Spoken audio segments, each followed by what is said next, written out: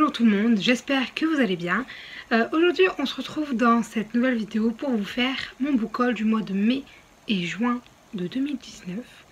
Je suis assez fière de moi puisque il n'y a que 7 romans et que dans le lot il n'y a que un œuf et que c'est même pas moi qui l'ai acheté.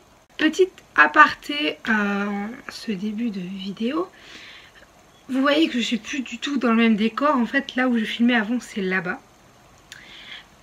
J'ai eu ma nouvelle bibliothèque que je vais vous parler. Je sais pas s'il y a une vidéo dans laquelle je parlais, en fait, je sais pas du tout. Bref, je me mélange. Mais voilà, je suis très contente de la voir. Là, il y a beaucoup de trous parce que beaucoup des livres que j'ai dans ce book haul vont à cette place-là. Je suis beaucoup mieux ici pour filmer puisque j'ai la fenêtre juste en face de moi. Alors, ça va peut-être déranger certains parce que du coup, il y a des reflets dans mes lunettes. Mais j'ai beaucoup plus de luminosité naturelle. Voilà. On va commencer sans plus tarder. Alors dans cette vidéo vous allez voir 2 livres qui viennent de Readly. Un qui est un cadeau. 2 autres que j'ai trouvé dans des solderies, je crois que c'est comme ça. Solderies ou ressourceries. Et 2 autres que j'ai acheté d'occasion. Et c'était une affaire en or. On va y aller sans plus tarder. Du coup, le premier livre, c'est London d'Anna Todd aux éditions Hugo Roman. Alors, London, c'est un livre que j'ai cherché depuis très longtemps, puisque j'ai beaucoup aimé la saga After, malgré les avis dithyrambiques qu'il en ressort. Moi, je l'ai beaucoup aimé.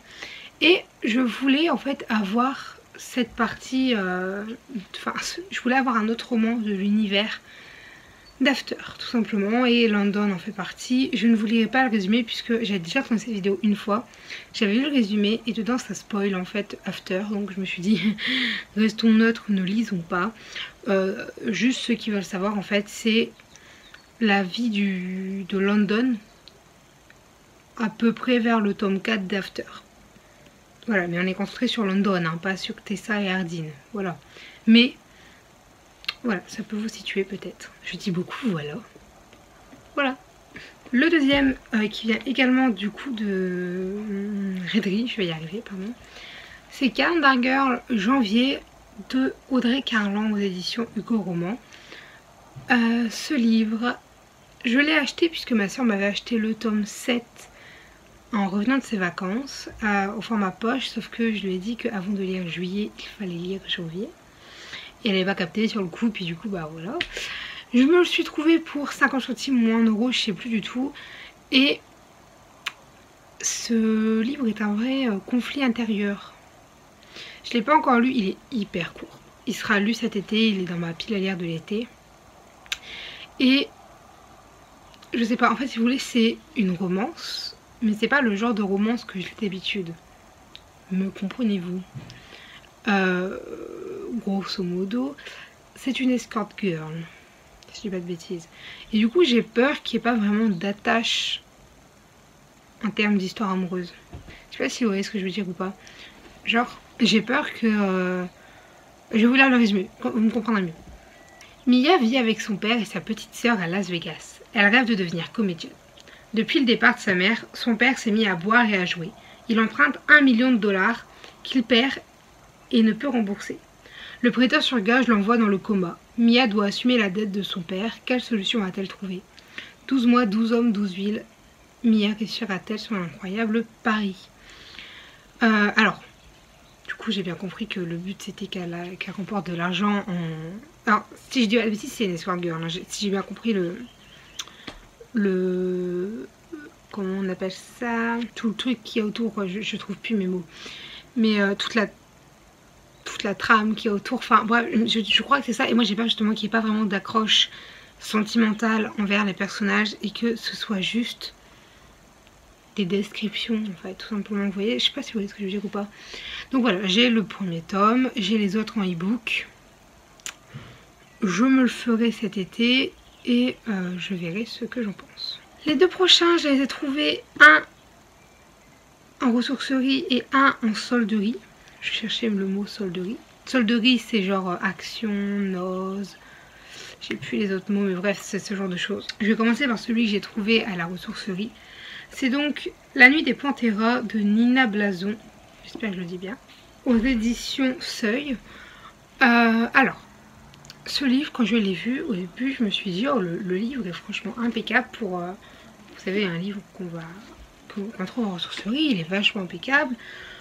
La couverture, voilà, m'a intriguée. J'ai lu le résumé que je vais vous lire.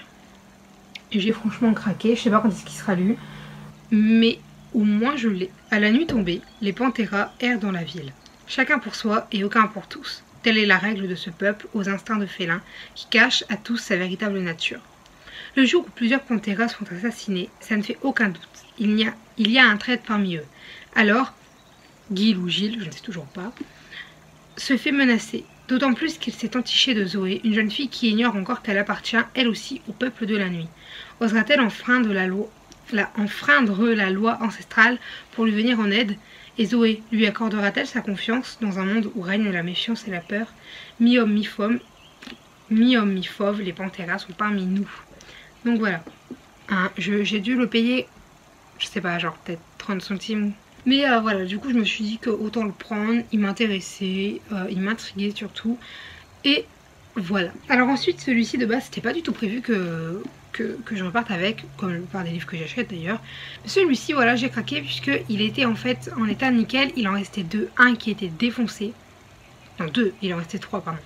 Un qui était défoncé, genre le milieu du dos était arraché, et un c'était pareil mais en haut. Alors je me suis dit bon bah tant pis, je l'achète pas quoi. Et j'ai trouvé le même mais sous blister encore, j'ai vérifié qu'il n'était pas abîmé et du coup je l'ai acheté. Pourquoi je dis que c'était pas du tout prévu? Puisque c'est un tome 2 d'un tome 1 que je n'ai pas encore lu, mais que j'ai depuis belle lurette et que je compte lire par contre, et c'est Zodiac. Donc voilà, j'ai acheté le tome 2 qui est plus court que le tome 1, je l'ai eu à Noz, voilà pour ceux qui se demandent. Du coup je l'ai payé 2,99 € au lieu de 16,95 € ou 16,10 €, parce que là il y a une étiquette avec 16,10 €. Écoutez, c'est aux éditions Michel Lafon, pardon, de Romina Russell. Le tome 2, donc l'Étoile Vagabonde, je ne peux absolument pas vous faire de résumé puisque le tome 1 n'est pas lu, il est là, vous voyez, il est ici.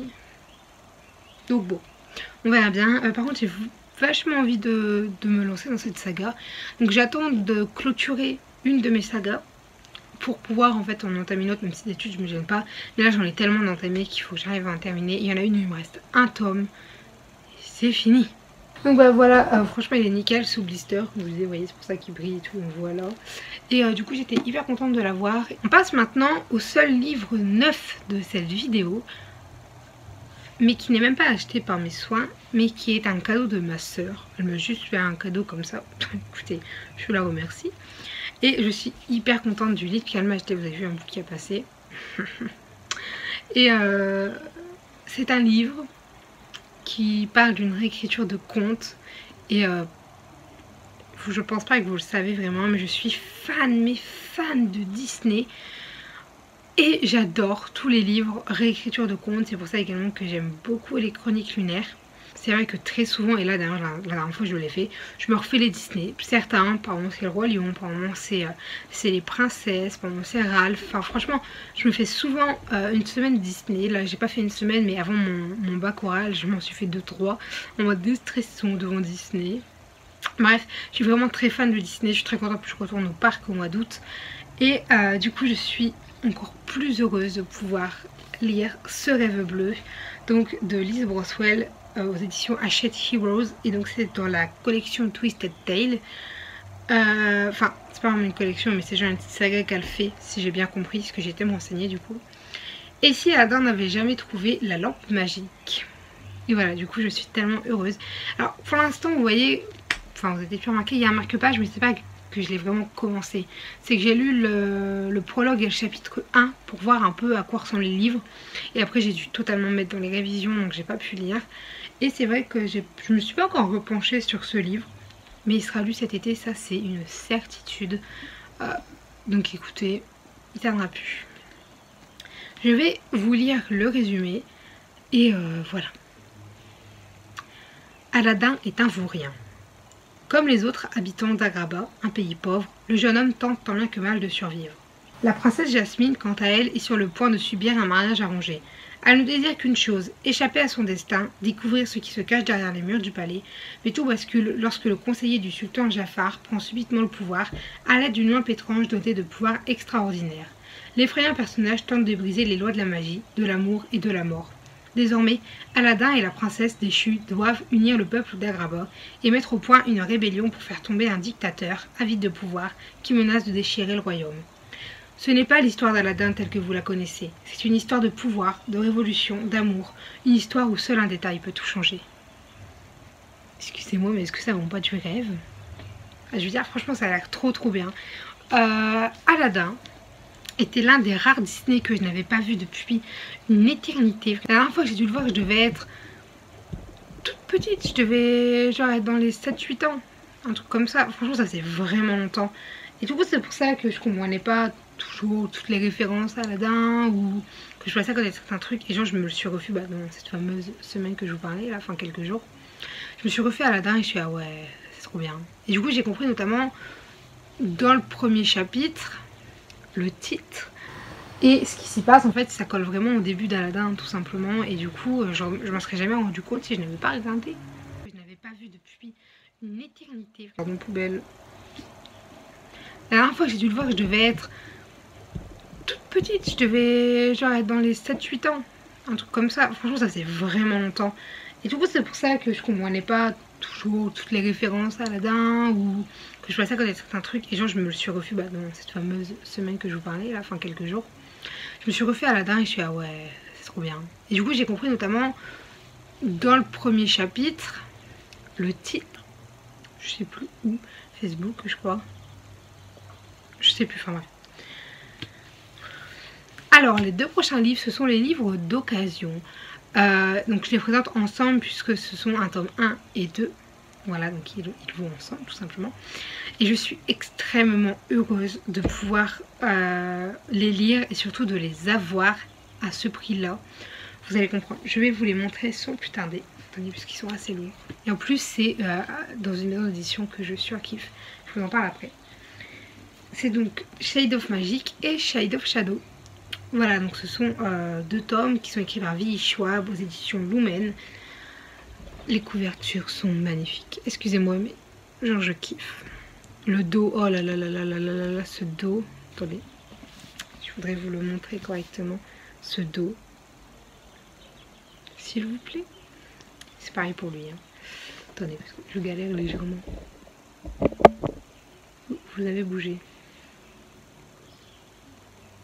Enfin voilà, je sais pas quoi dire. Pour vous confesser quelque chose, vu que je l'ai reçu mi-juin, je crois, je sais plus trop quand est-ce que je l'ai reçu, bah celui-là est déjà lu. Je l'ai terminé la veille de mon bac. La veille. Bah d'ailleurs je l'ai fini il n'y a pas si longtemps que ça, je l'ai fini jeudi. On est mardi quand je tourne, donc la veille de quand je vous poste cette vidéo. Croisons les doigts. Et je l'ai fini, ouais, il y a moins d'une semaine. Celui-ci quand même, moins d'une semaine. Et j'ai kiffé, voilà. C'est une saga coup de cœur, enfin du moins un premier tome d'une saga coup de cœur. Et voilà, le tome 2, je le fais patienter un petit peu. Je vous fais un résumé. Enfin, je vous lis le résumé plutôt, puisque le résumé m'ont fait moi-même, pas terrible. Un autre monde vous attend là, de l'autre côté du mur. Kel est le dernier des magiciens de sang, des sorciers capables de voyager d'un monde à l'autre. Des mondes, il y en a 4, dont l'ombre est à chaque fois le cœur et l'âme.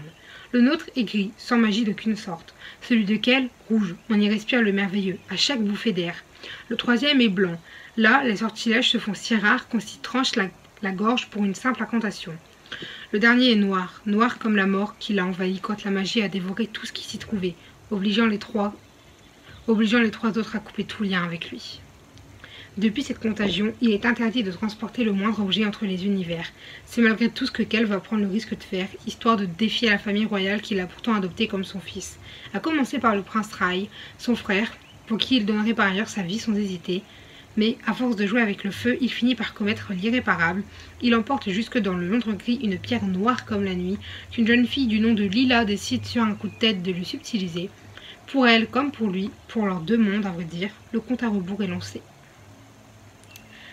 Waouh! Déjà bien sûr quand les résumés finissent sur le compte à rebours est lancé, moi à chaque fois je suis en mode voilà quoi, quand c'est des histoires un peu comme ça je kiffe. Shade of Magic n'a pas échappé à mon œil. Enfin, En gros, quand je sens qu'un livre va me plaire, très souvent il me plaît.